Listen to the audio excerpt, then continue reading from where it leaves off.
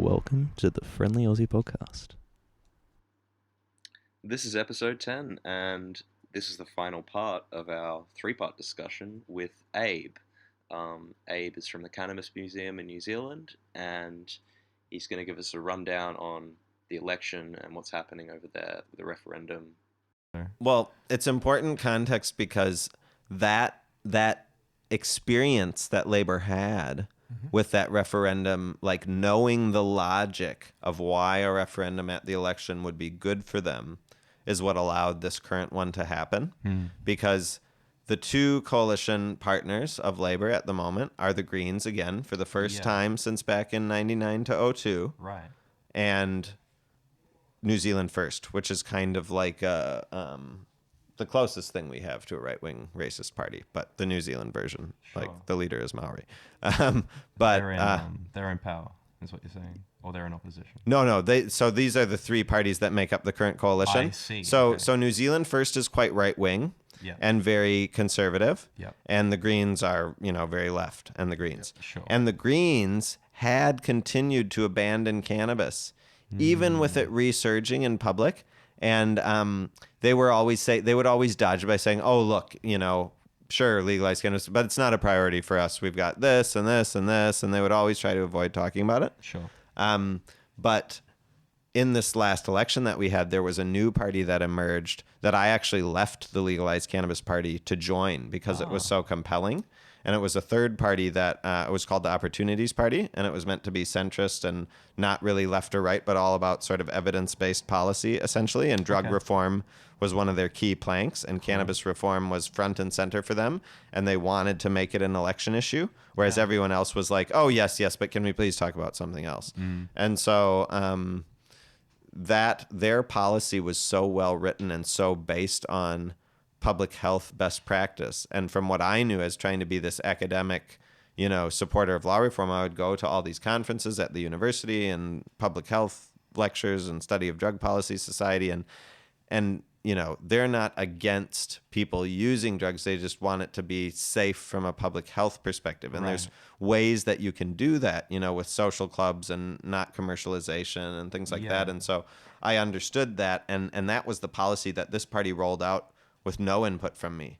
And I saw it and I was like, oh, well, they're clearly going to smash it this election. I'm joining them. I mean, you'd be a joke like, if there's somebody out there doing it better and you don't join them, then you're just being a fucking, just sour grapes. Yeah.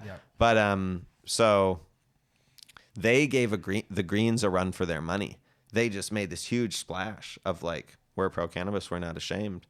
And their poaching of me from the Legalized Cannabis Party actually made national news. One of the few times I was interviewed on national radio, and got a chance to really bring in some of those messages to that audience. And so the Greens took notice, and they were like, "Oh, shit, we need to say something about cannabis." And they sort of dipped their toe in the water a little bit tentatively, like said something really tame and shit. And they got so much positive feedback that they were like, oh, we have to try this. They're like, I guess maybe it isn't a liability. Maybe it isn't. And they tried it more and they tried it more. Up to the very last day of the 2017 election, they bought, for the final day where advertising was allowed, a full giant-sized color digital billboard. Yes, we cannabis. With the woman, like this woman who's now associate health minister, who's a friend of mine. And they were like deliberately trying to rip the rug out from under this Opportunities Party, which I joined, but it made them up their game, So it was, like I didn't actually expect to be elected, and God forbid if I was. I mean, that's so much time, and I mean, I don't think you get paid, but for the amount of time you're required to commit. I mean, fuck, I couldn't smoke much weed today because of all my parental responsibilities. Imagine if I was in fucking Parliament. That's what happened to the Rasta guy. He had to quit smoking weed basically because he had so much work to do.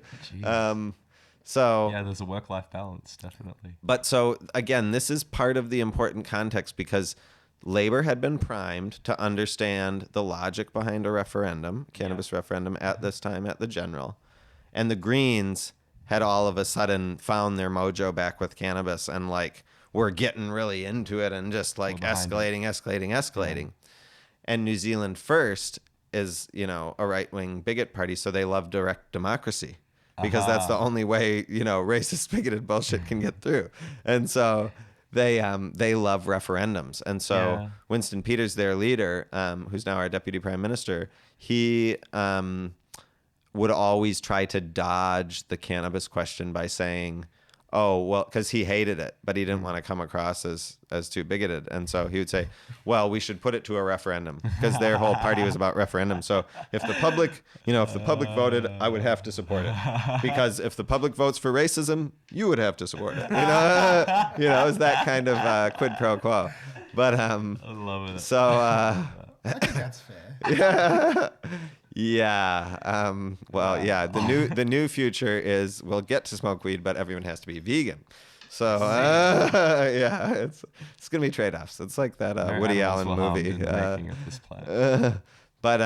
So it was a perfect storm of a dude who loves referendums, a Labour Party that understood the logic of a referendum at the general, and a Green Party that wanted to.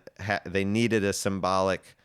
We did something for cannabis out of that coalition negotiation, or they were basically like, Labour, really.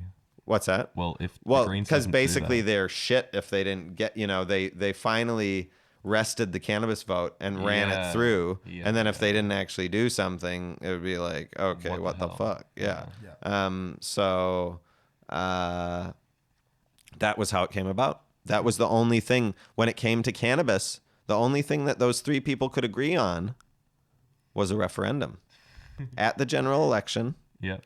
That would have to be legally binding. Well, there you go. Perfect storm. It's beautiful. As you said. Yeah. What's the actual question? Has it been written yet? No, it hasn't. Yeah, I didn't think so. That's But But it's coming up. Vote What's yes. the date? What's the date for this What's that? referendum? The date? The date will be October and November when we have our election. Cool. Which hasn't been called yet. No. I mean, it could be, our election could be called at any time. Right. I mean, the biggest threat for a while, which I think we're out of the woods now, was that for some shit happened that would force an early election. Yeah, which means you wouldn't have time. There to was campaign. time to do the referendum, and then it would just fall by the wayside. Yeah.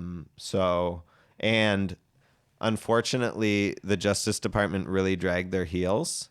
Like we were saying, since the thing was, when it was announced on election night, like, dude, I was gutted.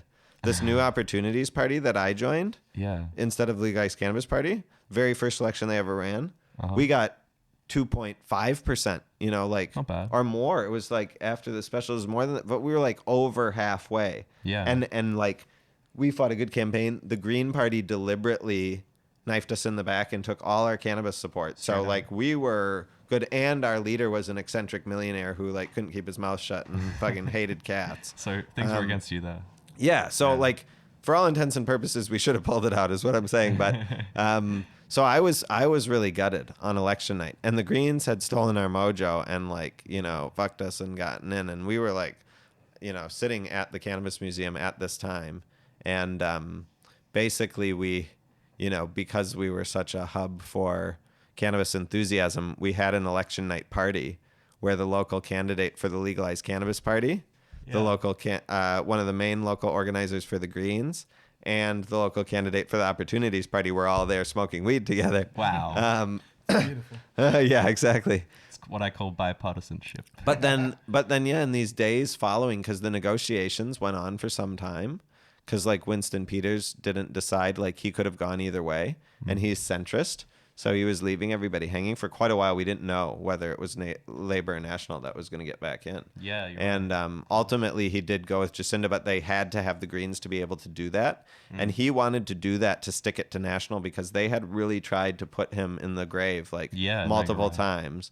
And so, but that meant he had to stomach the Greens and some of their stuff. And so that's what ultimately happened. But Unholy all of it, like me and us other cannabis activists and Opportunities Party people, we were like, oh, fuck this.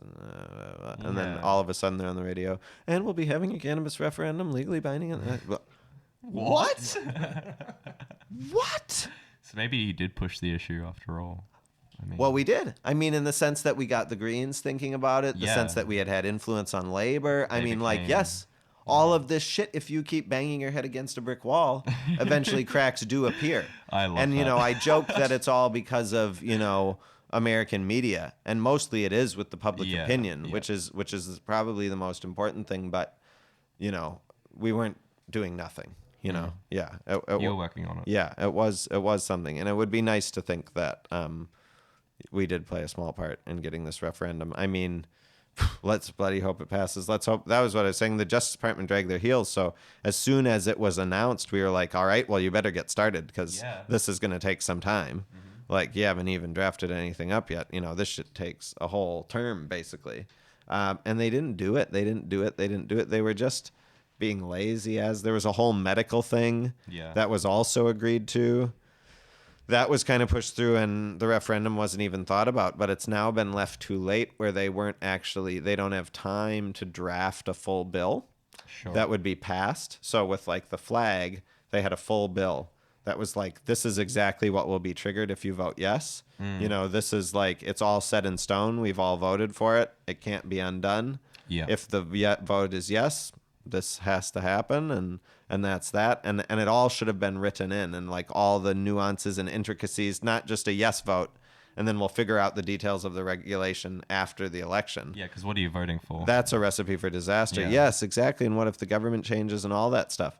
But so now what they're saying they're going to do, since they ran out of time for that, even though we told them that they should have gotten started earlier and we're running out of time, is just a draft bill. So they're going to write the bill, they're going to have it all sorted, and this is what it all is, but they're not actually going to put it to a vote. Sure. And so they'll pass a baby bill to allow us to vote on a referendum at the election, and say that it, you know, is tied to this draft legislation, but there won't be a legally binding mechanism actually in place, hard and fast. It is, because, you know, like, whatever idiot doesn't respect the will of the people will have to endure that, but they will have the legal right to do that. Yeah, right. And if it's a change of government, there's a strange scenario in which we could end up with enough votes to have a majority for the referendum. Correct. But the National Party is returned. Yes, and they don't want it.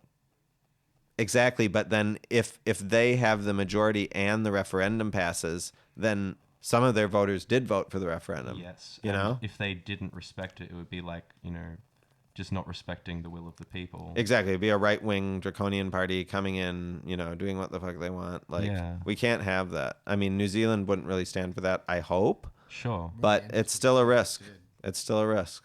Yeah, it is. And you know what's interesting about that kind of political maneuvering that has happened for this referendum to get onto the table is that if it's all of a sudden not convenient for these politicians to conduct the referendum, they are probably going to do all they can to shove it away. Well, and the problem is the draft legislation is supposed to come out in March or April. Yeah, right. But these deadlines keep slipping, you know? Yeah, exactly. And we're supposed to, theoretically, everything we normally have public consultation, right? Mm-hmm. So they can't just release the draft and say, this is it. They have to release it and say, give What us do you your think? feedback on only these 2 points that we're allowing feedback on that we're prepared to move on, like they did with the medical. But when are they going to even have time to do that? I mean, time is getting short. And so if something happens between now and when they actually decide to unveil the draft legislation that spooks them or lowers their appetite, they could deliberately sort of scuttle it, like try to throw it, you know, on purpose, because I mean, I can't really see this happen. They've kind of tied themselves to it now. Like, they have to do a really good job of educating the public and having it pass, but having it be something that people can live with also. Yeah, it's a big, you know, as much as cannabis isn't, you know, necessarily the major issue for a lot of people, it's a big societal transformation, bringing this thing that maybe, you know, 10-20% of the population uses. Well, people always say, there's much more important issues. I mean, okay, like, it's not as immediate as a starving child right in front of you, but it's like, it is an actually important issue. And I'm sick of people saying there's more important issues, because there will be more important issues till the cows come home. Exactly. And it is an important societal transformation. This is about liberty almost. Look, I mean, it's not going to end capitalism. No, that's true. But it might be a step towards it. I agree. I fucking agree. We can live in hope. I think what annoys me when people say, like, it's we've got bigger issues, it's like, yeah, But this is one we can fix very easily. Well, Yeah, right. This is that's one we the know the thing. solution to. Yeah, that's right. Like everything Seems else. I'm it's gonna like use we're that. figuring I'm gonna use out. that line. Yeah.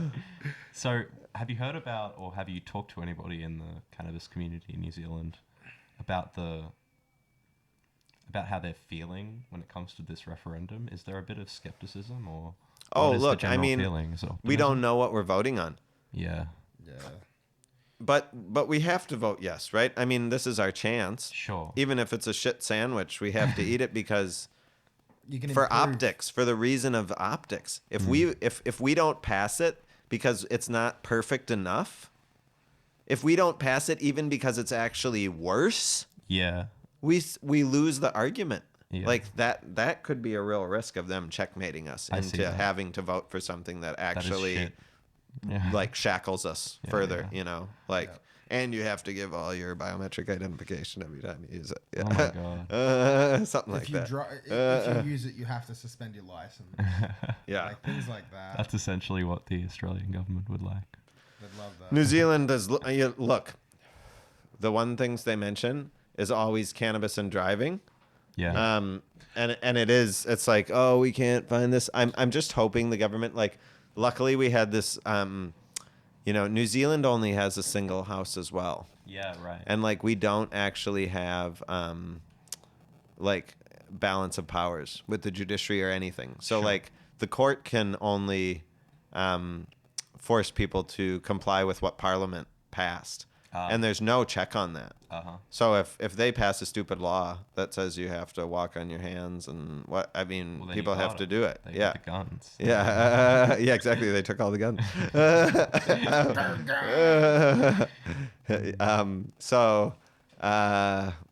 I mean, yeah, it's a bit of a risk with anything the New Zealand Parliament does, that if they do it in a fucked up way, it's the law now.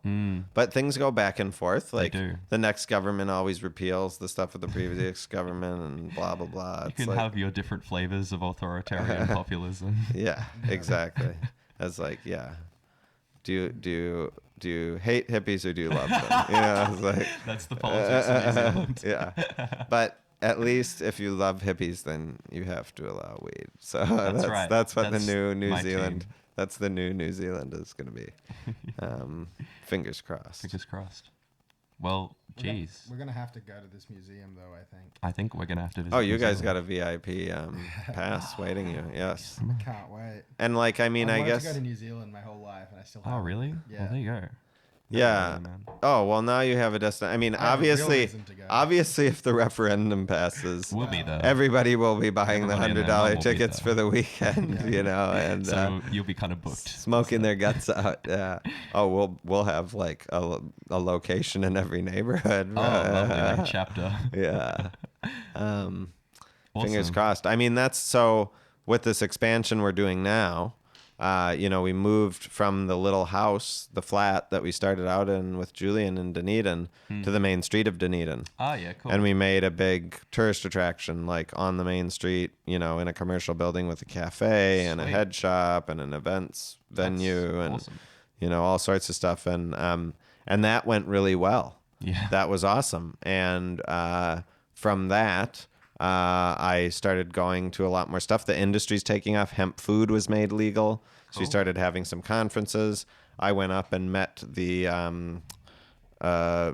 iconic New Zealand business entrepreneur, the founder of the brand Cookie Time, which if you've ever flown on an Air New Zealand flight, you've been given a Cookie Time cookie, but it's kind of it's in every dairy, it's Yeah, like the I've seen them main before. convenience food. Yeah. And so he kind of had a environmental awakening and is trying to atone for, selling dairy and sugar The conscious to all leadership. these people for convenience foods, and wants to have hemp and, replace cows with cannabis and hemp and wow. hemp foods. And you could make the Cookie Time cookie with hemp and everything, and you would taste no difference. That's amazing. So Could be a bit nuttier. yeah, Could no, be. no. It's amazingly, you don't even taste it. depending which part of the hemp you use. Yeah. Okay. okay. You know, like you can process the seed into like actual sort of, you know, like basically Flour. processed food ingredients, though, you know, like not just flour, but like different grades of every kind of weird food science shit they have, but That's just sweet. make it out of hemp instead from of hemp. milk waste or, you know, Yeah. animal waste or something. But yes. Ethical awakening. Yeah. Tell us a bit about the crowdfunding. Yes, that was what I was talking about. So we moved to the main street of Dunedin, and then I met this Cookie Time guy, and I had to move to Christchurch because my wife's career. My wife is a surgeon, so for her to finish her training, she has to work in bigger hospitals now than Dunedin, and we had to move to Christchurch, and I met this iconic business entrepreneur who's in Christchurch who loves weed, and he came and saw the museum and thought it was the coolest thing he'd ever seen. And Amazing. basically it was like, well, we should do one in Christchurch. Yeah. And, you know, this time it's not just going to be an evolved sort of ragtag operation. We're going to like Go make all it, in. go big or go home. And so that's the idea of the Pledge Me. So we have secured a lease of the two most iconic heritage buildings in Christchurch that were saved from the earthquake and restored. Wow. It's basically one block behind the square in Christchurch, which is an actual square. Yeah. It's just in this just ripe opportunity for tourism. Christchurch CBD has finally kind of been restored 8 years after the earthquake. The convention center is about to come on. Going to start building a stadium soon. They've got all these sort of amenities are coming back now, and so the idea, was to make this flagship, just like we showed that if you do it right in the center of Dunedin, it can actually drive tourism to your town. It can be an economic contributor. Right. If you build it, they will come. Exactly, man. And I mean, you know, partially there's no competition. There's all this, For sure. you know, part of the promise of the cannabis industry is just this unreleased energy. Yeah, you it's know, potential. it's like Absolutely. whoever unlocks that, and it's not rocket science. I mean, you just have to plant the flag of cannabis, and people start coming like moths to the flame. You know, Yeah. and tourists Google it, and you're good to go, basically. Yeah. So Nimbin. Yep. Kind of like growing a cannabis plant. Actually. Yeah. Just put it in the ground. And yeah, it's growing a not cannabis easy. community, and these communities exist. The hardest part is actually the community part because people don't like to get It's along. cultivating that And you know, culture. like charismatic figures can be friends with a lot of people. Yeah. But when they all actually are around each other all the time, they, Competing you know, personalities. exactly. So that's what you got to manage. But I wholeheartedly encourage, I mean, I think, you know, for me, it's worked because now that I moved to Christchurch, you know, you need a person who's out there and willing to just waking up every morning wanting to do this and like not expecting anything out of it. Yeah. And just driven to do it anyway because it's the right thing to do. Right. And that's when the rewards will come. You know, if it's somebody who's trying to jockey or manipulate or stroke their own ego, it's just it's not going to get off the ground. They're not People aren't going to focusing. like it. You know, Yeah. it's going to be too obvious. And so, like, I would like to say everywhere can do this and should, but you need a certain person or group of people with certain type of personality to drive it. It's a level of commitment. And so in Christchurch, it was just like, I happened to be moving there, so Yeah. let's do it. You did it. You know, I'm going to do it wherever I am, basically. Cool. The And museum follows you.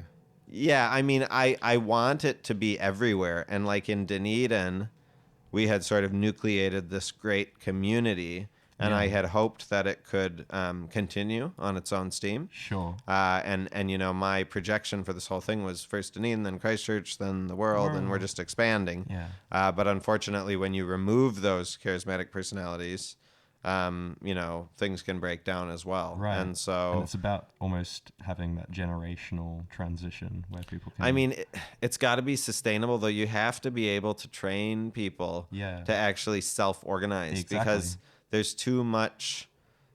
You can't have a single point of failure. That's And so, like, the whole point. Dunedin was not set up well enough to, you know, its momentum petered out Yeah, after right. I left, unfortunately. That's why franchises, you know, have that kind of they've worked out all the kinks, you know. It has to be a business. I mean, Yeah. this is the thing. It can't just be ragtag volunteers that come from a place of nothing to lose and no necessary skills, but lots of free time. Sure. It just has to be leveled up because it just puts people off automatically. And like, it's not fair that, you know, mainstream society is so judgmental and,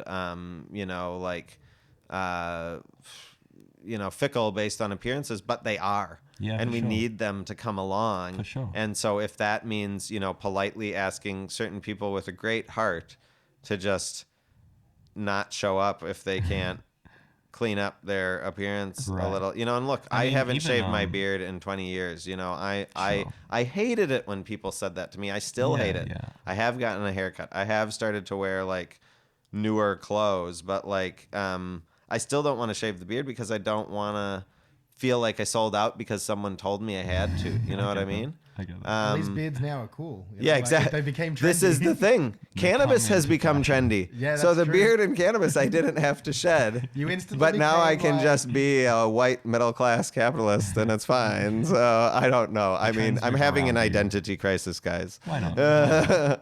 Well, I don't know. I guess when it comes to running a business or an enterprise, you can, and you said as well that you sort of didn't want a single point of failure, that there was a need to sort of diversify in terms of who held the skills and who held the energy and momentum within a movement. I don't know. I think a cooperative would make sense if the laws were like in your favor. in New Well, Zealand. yeah, I mean, and the skills and energy is one thing, but you can train people, but then like they get lured back by consumerist capitalism. You know, there's lots of incentives every day that's brainwashing them not to be altruistic, not True. to be community minded. True. So just as much as you do it, it's not a static thing. You have to keep putting in the work. Yeah. It can be undone immediately. So That's it's fair. not sustainable for a single person because guess you it's do it and you finding try to those move people, on. though.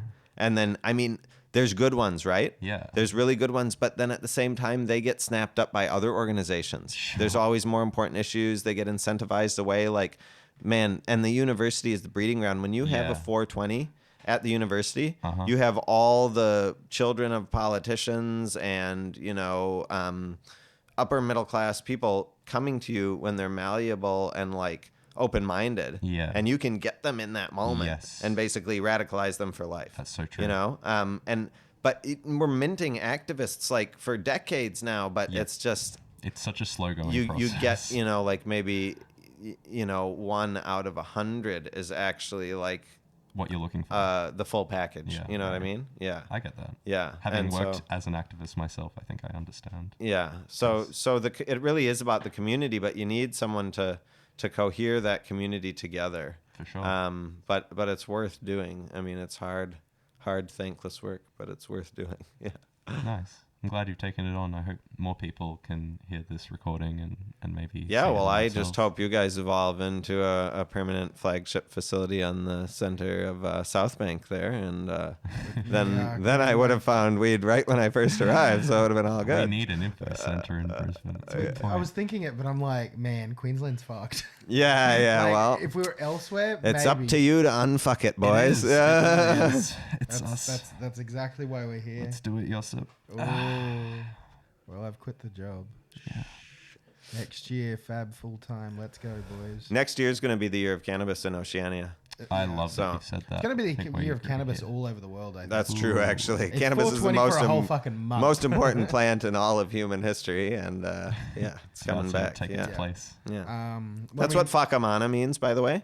It's like Whakamana. restoring mana. Mana is like the yeah. Maori Yeah. concept of status or Yeah, like yeah. prestige, your mojo. And so That's how I cast spells. cannabis mana has been stripped away by prohibition, Yeah. and we're bringing it back. So it also means empowerment, because when protesters regain their mana, they're empowered, basically. And so Nice. it's trying to bring back the most important plant into its rightful place. I love that. That should be a clip. Yep, we can do that. We can make that a definitely. clip. Get that on the internet. And I might get it as a tattoo. We'll see. That'd be Thanks for talking with us, Abe. It's been Yeah, a great conversation. Thanks for having me, been guys. really good. All 5 episodes is great. We're at about 2 hours.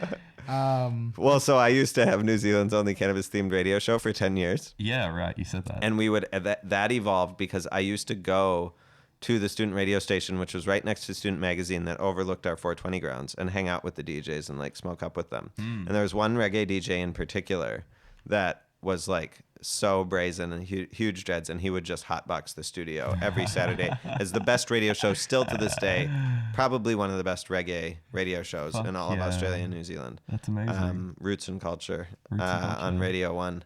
Yeah, And Okay. one of the other DJs was a friend of mine who was one of the staff members there, and he was a huge stoner and one of the foundation members of the 420, and we would always smoke up when no one was around there. So basically I knew that we could have a show. Like, we had these sessions of all of us energized protesters coming back from the 420s, you know, talking about the week's events, and we would always be getting stoned over at someone's flat, and it was just these great philosophical news politics like chat sessions where like we have to put this on the radio, you know, and it's like, and we can smoke up in the studio, so let's do it. This is and why we started the podcast. Same idea. And so and we would do that, and we were 9 to 11 on Friday nights, and for a lot of time there was no one after us, or the guy after us would come and smoke with us. It was like a metal dude, or he wouldn't even show up, or he'd be like over an hour late because he was all drunk. And so we would just go for like 3 or 4 hours. We'd have these crazy long form interviews, just massive digressions and monologues. It was very reminiscent like of what we're doing community now. radio stuff. Yeah, it was. I mean, it was university radio. Yeah. So beautiful. even more drug addled. Wonderful. Yeah. Well, it's been really cool to hear. I don't know, your long storied perspective. 2 hours. That's maybe even a record. We can definitely do something with that. Yeah. I'll make sure to cut the bits out that are a bit slow and whatever. But I think the main thing that we've gleaned is that you have a pretty intimate knowledge of the scene in New Zealand and living and breathing. I mean, I've just been like, why is this not? Who do we need to talk? Like, what the fuck is holding this up? What's going on? Yeah, that's kind of what I've gotten to. It's I like, still haven't quite figured it out.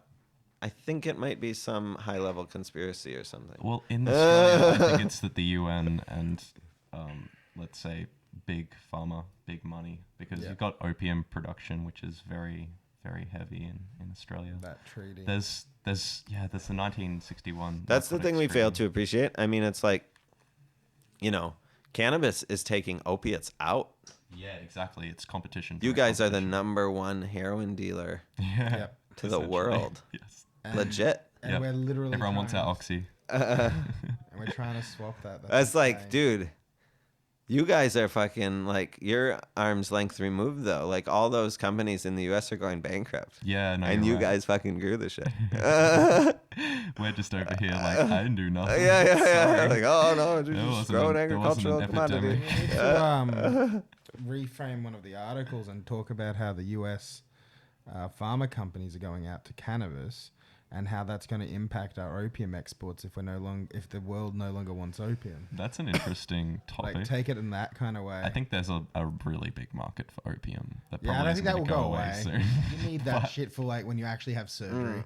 Weed doesn't fix all. But No, it's true. Gets same close. with like the transition, you know, from like meat to plant based, and that social shaming through wokeness. Like, don't underestimate that, because that's really Values big are right now. important. And so if you could say like, basically, I don't agree with this, but the rest of the world is going to shame us for the opiates, so we're going to have to do this cannabis. Yeah. I wish we didn't, but I mean, we're going to have We're to. already got so many problems with human rights abuses. I mean, the UN could kick us out. I maybe. think Australia is, yes, they're not really shy about flaunting international law. Maybe we could try it on cannabis. Who knows? Let's exactly. give it a go. What the fuck? Well, now, one thing that you guys really need to look into. Do you know anything about Norfolk Island? Yeah, I do. A little bit, at least. Do you know about the cannabis stuff that's been going on you there? should let me know about that. What is it? What's going on in Norfolk Island? Norfolk Island was going to secede from Australia. What the fuck? I didn't know Yeah. that. Because Wow. Norfolk is supposed to be, well, they used to be independent. Yeah, of They had course. their own parliament. They make their own laws. And they And joined Australia Commonwealth. just kind of, for tax reasons, because they had no infrastructure, provided some of the social services to them, Yeah, right? okay. But they were autonomous. Yeah. And they were going to legalize cannabis to become an international sort of spa cannabis tourist destination in about 2013, I guess. Yeah, Oh, way back. Yeah, that's when I just started looking at cannabis, and that got me really excited. And, well, yeah, it's actually closer to New Zealand. Sure. So we were pretty excited too, because it's like equidistant, you know, for Australia and New Zealand. Like would have been great for any both of us. any legal cannabis anywhere near was good enough, you know. Like if New Zealand wasn't going to do it, and there's an island next door, let's move there, you know. Yeah, for sure. And my colleague Julian actually, at this time when this was going on, managed to speak to some people there and secure agreement to lease land, and Wow. like he was getting all ready to like go Legit. there. Yeah. And the Australian government actually decided to remove Norfolk's independence over this, Wow. dissolved their parliament against their will, I did not and know that. incorporated them into the state of New South Wales. What the fuck? So that they are now subject to the laws of New That's South Wales. bullshit. Yeah, and actually there was almost an insurrection, and there was a Yeah. guy from New Zealand who was going to bring weapons over there. Oh my gosh. Who was actually like, because they stripped the native inhabitants of the island Yeah, they're tired of of it. their actual authority. Wow. And people were pretty up in arms about it, and they were going to do something. And we interviewed one of the independence leaders on our cannabis radio show over it a couple of times. And I don't know what happened, but I mean, obviously they managed to kind of subdue them and bed in the absorption. But it was all because of cannabis, because Norfolk was going to try to legalize and be a tourist spa destination for medical had cannabis. no idea And that was, that was That's a 6 good years ago. article. Yeah. Far And out. so it's worth finding out, because I think Australia doesn't really want them anymore. Like they didn't even want them in the first place. And then it's like, there was some shit recently about, oh, should Norfolk join New Zealand? Because like that's They're an actually, island. there's more cultural connection there. Yeah. But, you know, if New Zealand's about to legalize cannabis, then I guess it's kind of a moot point. But there's Could be that a bit weird like- backstory. Yeah. Maybe that's how they do it. The bill becomes you're allowed to smoke it on Norfolk Island, and that's it. That's where the social clubs are. Yeah, and that's right, it. right. Like that's yeah, the yeah. new law. We're The whole good. cannabis We're community can legalizing just be dropped cannabis, and we're absorbing On an Norfolk Island, but And you can turning only it into smoke the cannabis hub. But see that really makes, if that happened, that's like a fantasy where New Zealand is the full blown anti-Australia, because we have like island camps for people to smoke cannabis. I love that. Wow. I think I'm becoming an immigrant. We'll just. Hey, give you well, we don't know Norfolk if that's going to Island happen. Make sure. Yeah. Well, I mean, Yeah, but if Norfolk Island gets their shit together, I mean, yeah. That could be cool. Yeah. That could be cool. That'd be a really good place to go. Like, And beyond that, I guess it's just, you see there's momentum everywhere in New Zealand, in Exactly. Australia. I mean, Victoria. Yeah. we're going to get Wow. left behind. New Zealand is an agricultural innovator. Like our hort tech industry is only rivaled by our tourism industry. Yeah. And like our hort tech graduates are like leading of the world. We're developing like the newest fucking technical shit in any species that we care to try to seriously dabble in. Yeah. If we had gone on cannabis 17 years ago, we would be the world leaders of Yeah, the yeah. most It'd be valuable completely different. commodity in the world. Wow. And we When you put missed it that that way, boat, And our horticultural industry saw the same thing happen with opium when Aussie got it and we didn't. Mm. And it's kind of like, we need to correct that before it's too late. For sure. And Yeah. beyond that, I mean, And we've got Australia too. I mean, you don't so want to get many left behind. industries that are based upon plastic here in Australia because it's the cheapest material available. Yeah. And because hemp isn't this thing which is widely ubiquitous, I think there's plenty of opportunities to substitute our current materials and resources with different ones such as hemp. Exactly. Yeah. Wool, meat, milk, plastic. I mean, all of those current that. commodities that we're used to do, and how we still have the infrastructure to make them into shit. Yeah. We yeah. can make the feedstock with hemp. We know that now. And it's coming. I mean, the Australian hemp industry is something to be proud of. The Australian cannabis industry is a joke, but the Yeah. Australian hemp industry is a I major could player. agree with that, A major for player. So And we've been that way since Federation. Like, it's Yeah. been one of those things. yeah, Australian hemp has been going strong. And all those dudes are heads. Like, I mean, they're just like playing it straight, but Yeah, they're yeah. like, their other businesses are in Spain and the Netherlands and fucking Canada. So, I mean, go figure. Yeah. For sure. You've also got Thailand in the region, like, they did the medicinal, and they're looking to allow their citizens to grow. There's 10 countries looking at legalizing in 2020. New Zealand's just one of them. Well, when you put it that way, Yeah. you could see an explosion. Yeah. Oh, yeah. I mean, it's like, and there's going to be competition. I mean, everybody's talking about Colombia. Yeah. Don't. The Latin American areas, I think, will be interesting. 'Cause Yeah. the war on drugs in the United States is really dependent upon the criminal trade down south. But if you're talking about supply contracts with a Canadian medical cannabis company, the price of cannabis from a Colombian medical cannabis company, where they have no labor laws, Yeah. The regulation is there. basically like, that's just, once third world countries decide, oh, we want to take, we were just doing this, persecuting people because the Western colonialists told us we had to. Now they're making money off it. Fuck it, we're gonna make money off it, and we will smash you, basically. So get the competitive because we're edge in an while you do agricultural region, and we don't pay the workers; we just enslave them. So that's happened in basically every other industry. That's a really astute point. 'Cause you do Well, see that's that. what I mean. That's what I'm saying. Like, legalizing cannabis is not going to end capitalism. Like, No, it's going to be commodified immediately. even when cannabis was the most valuable commodity in the world before prohibition ended the age of cannabis, there was, robber barons that were making out on cannabis. It was just the ones that, had this interlocking complex of pharmaceuticals and plastic and newsprint paper that agreed to conspire to push reefer madness. To push it down. But when cannabis comes back, there's still going to be people making money out of it. Right. Yep. And like the average, lower income or lower education person, or even just any person without without capital. Yeah. It's just lack of capital. Straight like up. you're not gonna be able to do anything Well, because that's how the world works. Exactly. There's this aspect to being able to apply yourself when you have those resources, when you have that capital available. And with that being exponential, like if you have $1 million or $1 billion, you can just inject money into something. Exactly, and you don't even have to have talent if you have enough capital. So Exactly. Yeah. You get other people to do your shit. yeah. So there's definitely rules that work within the global market that are really going to influence the outcome of whatever legislation is going to be tabled, because that's how it works. And the politicians are in. Well, this is bed with the annoying companies. thing in New Zealand. They're trying to be too woke again. Like, Yeah. they really don't want to, they want to stick it to all this angst about the excesses of capitalism. They want to realize that through just this one piece of cannabis legislation see. and nothing else. I see. They don't want to change the system, but they just want to get that angst this out one cathartically thing. by punishing the stoners so we can't actually have access. Right.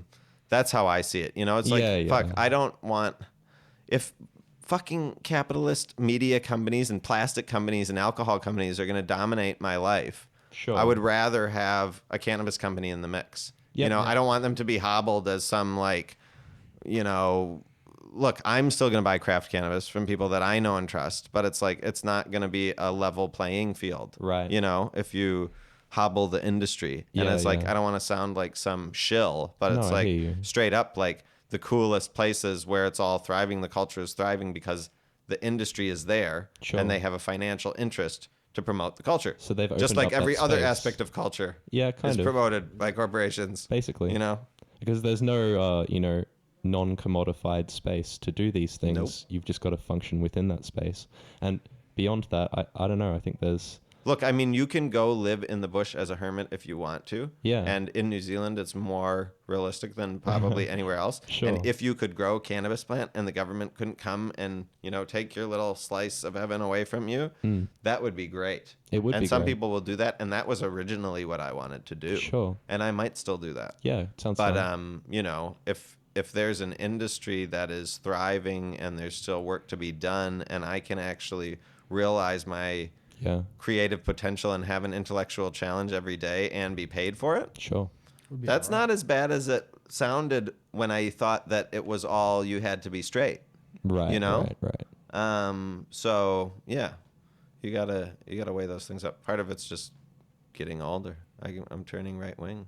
I hear more that. conservative. I Yeah. think that you have an experience of being able to see other perspectives that maybe like in your early years, in your like early 20s, you can see a lot of the unjust aspects of the world, and you can see like social justice becomes a very important theme in university.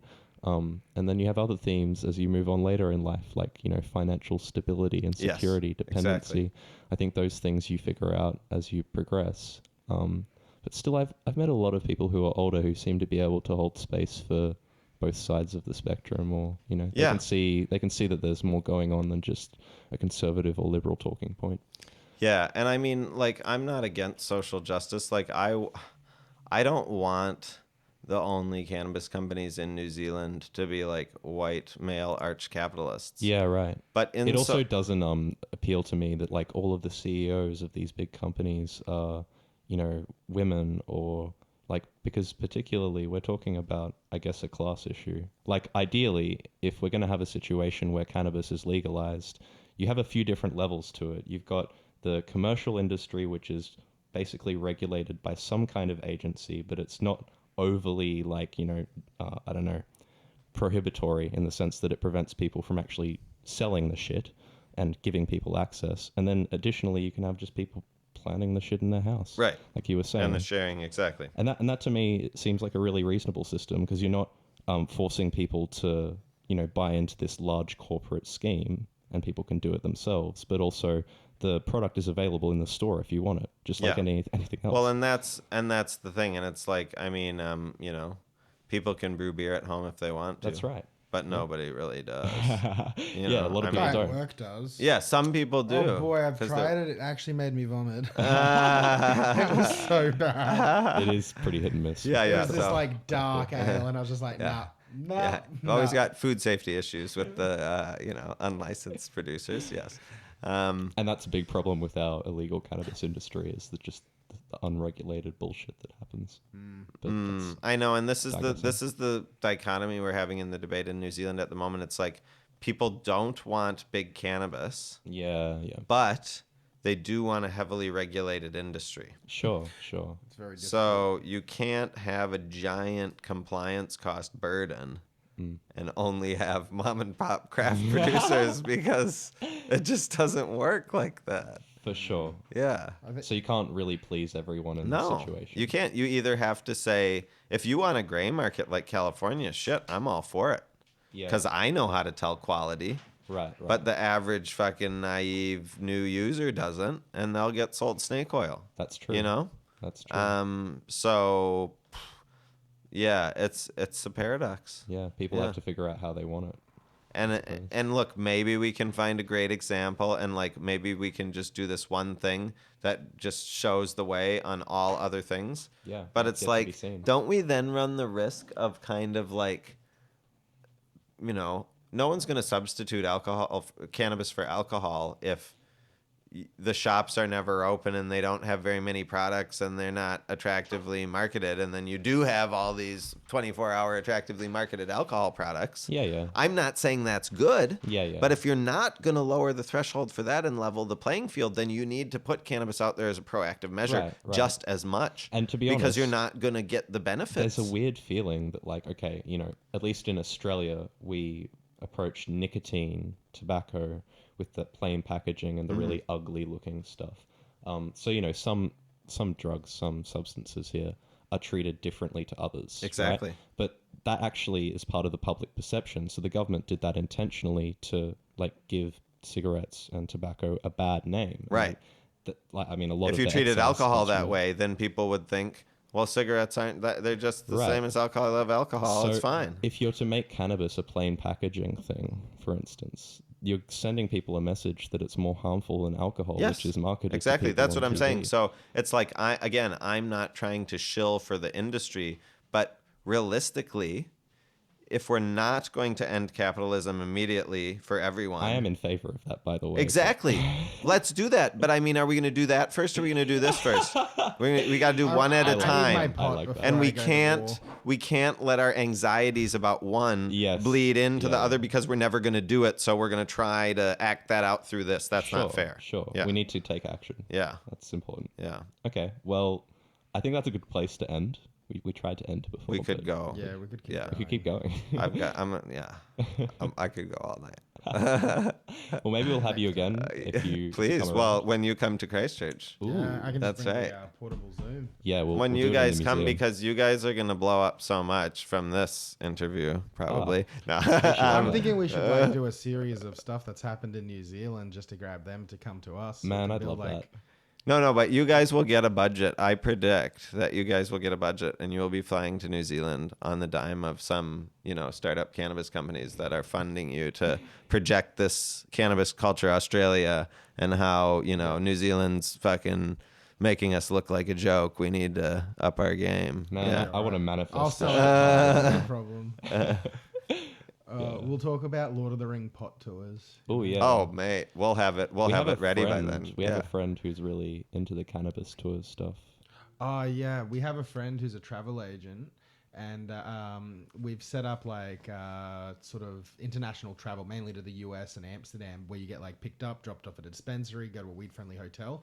Well, if New Zealand happens, he's in Australia. This could take off even quicker. Oh yes. Right. Oh So yes. Much that's, cheaper price point. You could be marketing this to Yeah, no problem. yeah.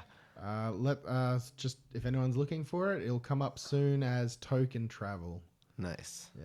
Which is a good name. We came up with that in 12 minutes. I think it was just like we just started spitballing. And it Name was just generators. Token Travel, and we started with Token Travel. I was like, no, that sounds off. And anyway, Yeah. whole thing. It's like It's a whole bud process. and breakfast. Yeah, Yeah. well, that's included in the flyer we did at the Hemp Expo, the bud and breakfast experience. Gotta do it, mate. Well, yeah, you send them our way. I'm so keen. We will. All right. We'll actually put you on the little. Yeah, we're good to go. Yep. You won't feel prohibition if you're in our hands. That's such a relief. Yeah. Okay, well maybe signing off from here, but thanks so much for being on our podcast. Thank you very much. Had a great Thank time. you. Thank you.